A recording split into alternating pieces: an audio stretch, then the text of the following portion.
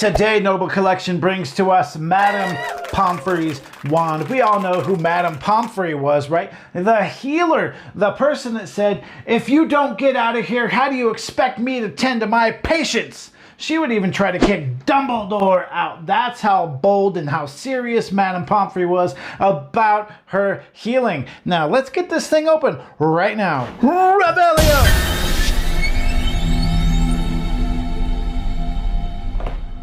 Before I show you what was inside the box, stick around to the end of the video so that you have a chance to be part of my Harry Potter podcast. Here we go. Let's take this thing out of the box together. And here we have the wand in the flesh. My first look and possibly your first look at Madam Pomfrey's wand. But we can't forget the oh so popular golden name tag. So before we take a closer look at this wand, I want you to be as informed as you can before adding another piece of the magic to your wizarding collection. So of course, this wand is unknown length, unknown wood, and unknown core. So we're gonna go ahead and measure this wand right now. All right, so we got our trusty measuring stick because muggles go to any length to avoid magic. But luckily for them, we can be as precise as we can with this.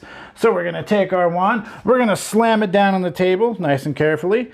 This wand is exactly 12.5 inches long. Flip it over to the centimeters. We have 31.5 centimeters. So 12.5 inches for this wand, 31.5 centimeters. This wand is on the shorter side.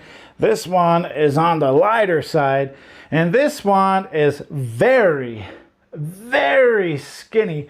And it's almost perfectly straight. This wand looks like it was designed on purpose. Let's go ahead and do that test. It's got a little bit of bend to it, but we do know that Madam Pomfrey uses the majority of her magic making potions and healing students, healing adults. She is a healer. So that's what the majority of the things she does with this wand. Now let's go ahead and take a closer look at this wand. If you notice, there's two different colors to this wand right off the bat. The handle of this wand is pretty much, I'm going to go ahead and call it brown. Now if you go ahead and look at the shaft of the wand is that dark walnut color. Same color I have right here, a little bit darker than my wand display case. So it's kind of nice. It's got a very definitive handle, very definitive shaft. Now, if we go to hold the wand, that's where I think I run into an issue with this wand. Madam Pomfrey is more of a skinny. She's skinny and kind of taut, and you know, she's not a big person. So maybe her hands are a little bit on the smaller side. But for me, my hand goes above, almost a whole inch or two above the handle of this wand.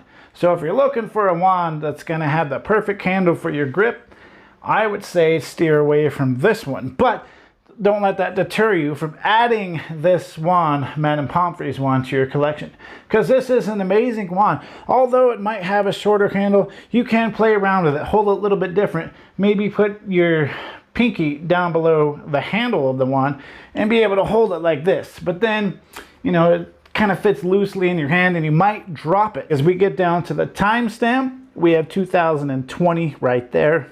And then we look closely at the very top of the wand. We've got some spiral designs right there. Top of her wand is not quite flat, a little bit spherical with a point right there. The center of the wand has a little bit of design in it right there. The paint, I don't really know if I like this part. It does go a little bit over the neck of the wand. I would have liked it if it stopped right here in the middle.